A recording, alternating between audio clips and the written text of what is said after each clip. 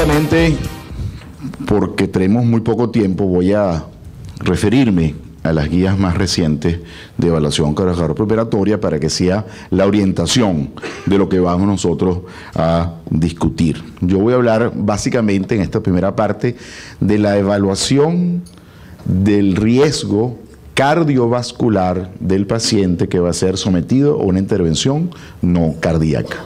No vamos a hablar del riesgo de enfermedades pulmonares, no vamos a hablar de trombosis venosa, vamos a hablar específicamente de riesgo cardiovascular y por eso vamos a tenerlo con este parámetro a lo que nos vamos a referir. ¿Qué evaluamos entonces y por qué?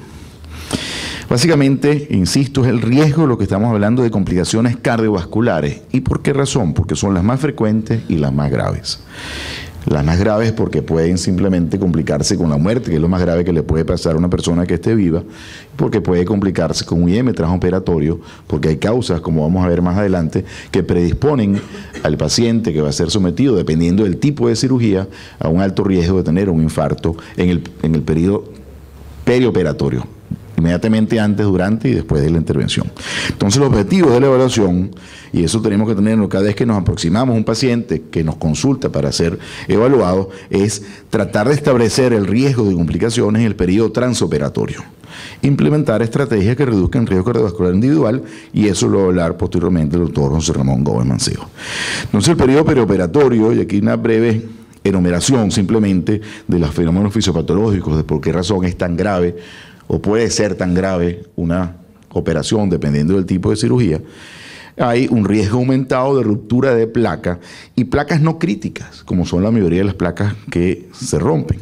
Básicamente debido a que hay un estrés quirúrgico, hay un estrés hemodinámico en el momento del acto operatorio, que empieza inclusive antes de ser el paciente ser llevado a la mesa operatoria. Hay un estado de hipercoagulabilidad demostrada por el estrés quirúrgico, con el cual el paciente sometido se produce un estado de hipercoagulabilidad momentáneo en el tiempo.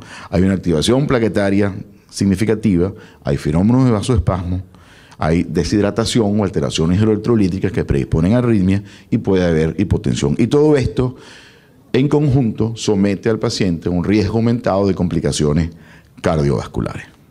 Entonces aquí tenemos lo que sería el checklist que tenemos que nosotros tener en una consulta perioperatoria. Entonces son los 6 puntos más importantes. ¿La cirugía es urgente o no? El paciente tiene una condición cardíaca inestable, y vamos a ver qué se considera una condición cardíaca inestable, sí o no. ¿Cuál es el riesgo del procedimiento según el tipo de cirugía? ¿Cuál es la capacidad vital de ese paciente? Y el punto de corte es 4 METs, menos o más de 4 METs.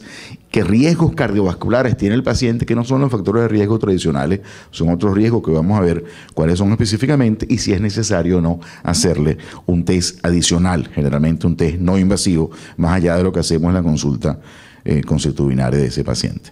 Entonces, ¿la cirugía es urgente, sí o no? Y esta sería la respuesta. Si la cirugía es urgente, simplemente nuestra labor es acompañar al cirujano y al anestesiólogo para evitar y minimizar eventuales complicaciones cardiovasculares. Formar ese equipo entre cirujano, anestesiólogo y cardiólogo para que la cirugía sea lo más exitosa posible, porque esa cirugía es imposible de postergar.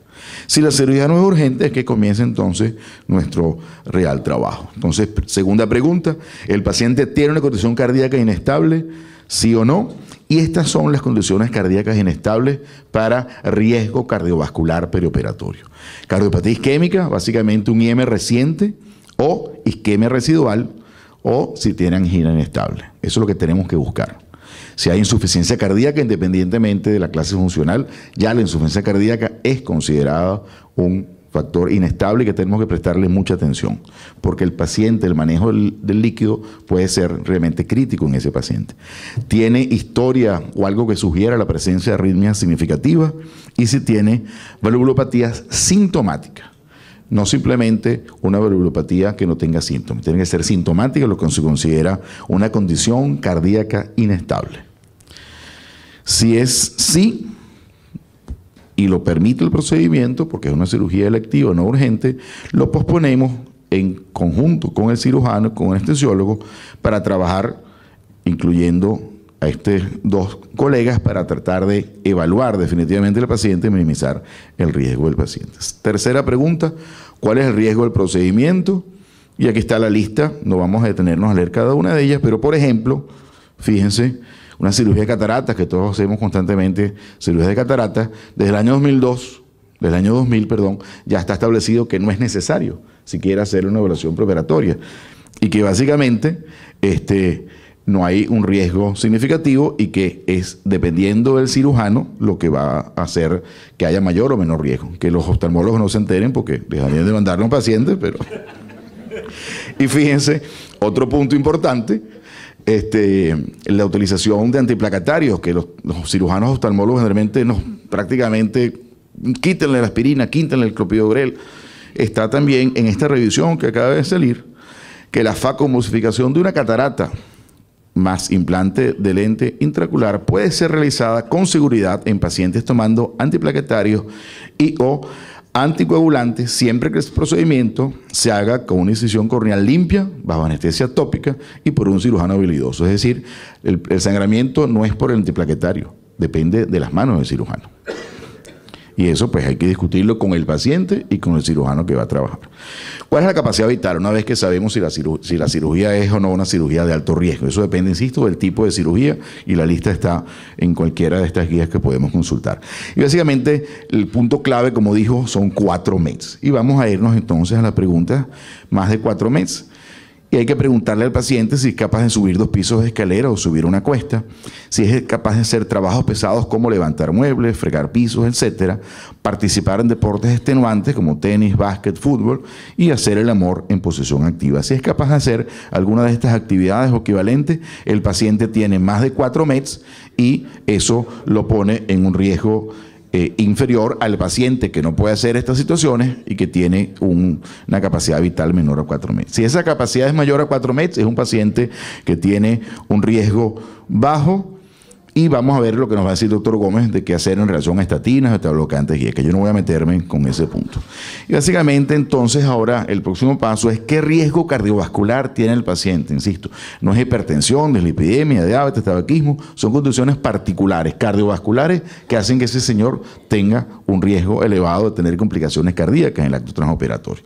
Y básicamente son las que habíamos mencionado anteriormente: enfermedad isquémica dada por infarto reciente o angina inestable, insuficiencia cardíaca, que haya tenido un ictus, que tenga disfunción renal con un clearance de creatinina que sea menor a 60 mililitros por minuto. Simplemente hagamos el cálculo por la fórmula de MDRD o por Cockcroft, pero tenemos que acostumbrarnos a hacer el cálculo de la creatinina para saber cuál es la depuración estimada de ese paciente, y si tiene diabetes pero que requiera el uso de insulina, no simplemente ser diabético, sino diabético, insulino requeriente. Esas son las condiciones que implican un riesgo cardiovascular. Entonces, dependiendo del número de riesgos cardiovasculares que tenga ese paciente, vamos o no a decidir si el paciente le hacemos, por ejemplo, un ecocardiograma de reposo, o le hacemos biomarcadores para evaluar la función ventricular con una indicación 2B con nivel de evidencia B y C antes de ir a cirugía, si es menos de 2 factores de riesgo. O sea, pudiéramos eventualmente hacérselo, dependiendo del tipo de cirugía y de los factores que ese paciente tenga. Si tiene más de 3 factores, entonces nos vamos al paso 7 en relación a la prueba de esfuerzo con imágenes, es decir, en las indicaciones.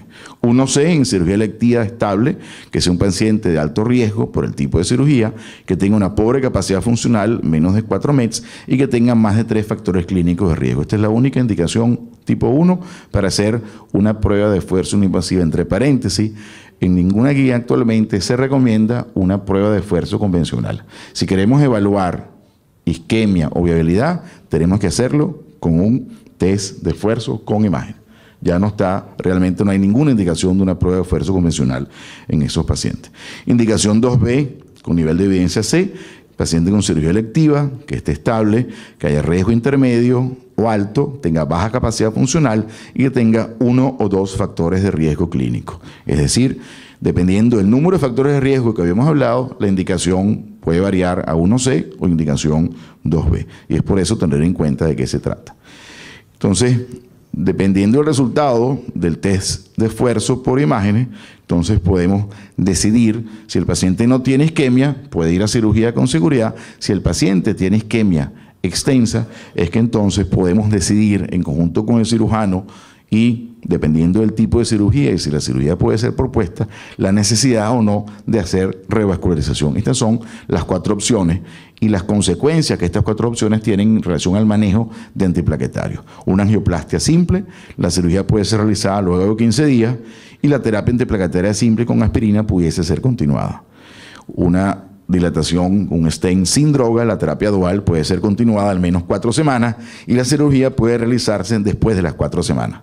Stent con droga, dependiendo del tipo de stent, va a ser la necesidad de terapia dual, bien sea 6 o 12 meses después de realizado el procedimiento. Entonces, teniendo estas opciones, la cuarta sería cirugía de bypass aortocoronario, que sería similar a lo que sería eventualmente un stent sin droga, el uso de terapia dual y la necesidad de la cirugía de ese paciente. Entonces, en conjunto con el cirujano y con el paciente, se toma la decisión de cuál sería la mejor terapia según el tiempo que el paciente puede esperar para ser intervenido o no de la cirugía que ese paciente necesite. Ya para finalizar, quiero recordarles cuáles son los niveles de evidencia para las últimas 2 o 3 diapositivas que establecieron en esta guía. Clase 1, donde son definitivamente procedimientos o terapias útiles y que está recomendada. Clase 2, hay conflicto, entonces 2A pueden ser consideradas, 2B pueden ser consideradas, y clase 3 no hay ninguna recomendación. Y los niveles de evidencia A, los datos son derivados de múltiples ensayos randomizados, doble riesgo o de metaanálisis importante. Nivel de evidencia B es derivado de un solo trabajo suficientemente importante para llegar a la conclusión, y nivel de evidencia C es consenso de expertos. Y esto lo digo por lo que vamos a ver, que es esta tabla que simplemente resume cuáles son los procedimientos preoperatorios que nosotros podemos realizar para establecer el riesgo cardiovascular de los pacientes. Por ejemplo, algo que nosotros prácticamente, si el paciente no llega con un electro, no le hacemos la evaluación, fíjense las reales indicaciones que tiene el electrocardiograma. Indicación 1C, cirugía electiva inestable o cirugía electiva estable de riesgo intermedio o alto, que tenga pobre clase funcional y más de un factor de riesgo clínico. Todas las demás indicaciones son tipo 2. Indicación 2B con nivel de evidencia C, es decir, consenso de expertos. No hay ningún estudio que haya demostrado que hacer o no hacer el electro en estos pacientes rinde beneficio. Pero bueno, por supuesto que todo cardiólogo, el electro debe ser la línea 0. El paciente con cirugía electiva estable, riesgo bajo y más de un factor de riesgo clínico. Y 3C, cirugía electiva estable, o sea, no está recomendado con riesgo bajo y que tenga más de un factor de riesgo clínico. Es decir, un paciente estable que va a ser operado de senos paranasales, posiblemente sin electro o con electro, la capacidad de predecir el riesgo va a ser exactamente la misma. Ecocardiograma convencional. Indicación 1C, cirugía electiva inestable.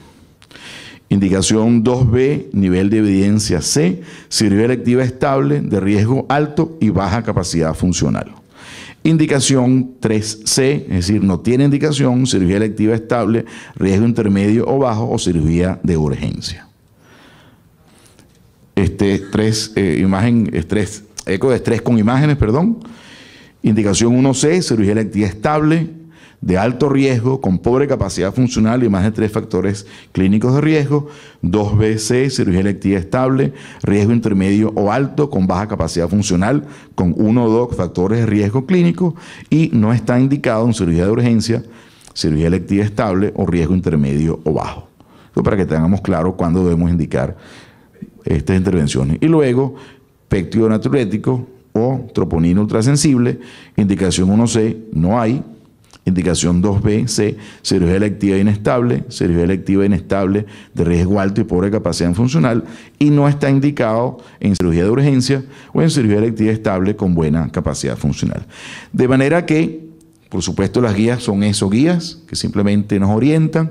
El juicio clínico y la interrelación con los pacientes el día a día es lo que va a definir qué es lo que debemos hacer, pero esto ayuda a hacer una racionalización de la intervención con el objetivo fundamental de predecir el riesgo cardiovascular de los pacientes. Muchísimas gracias.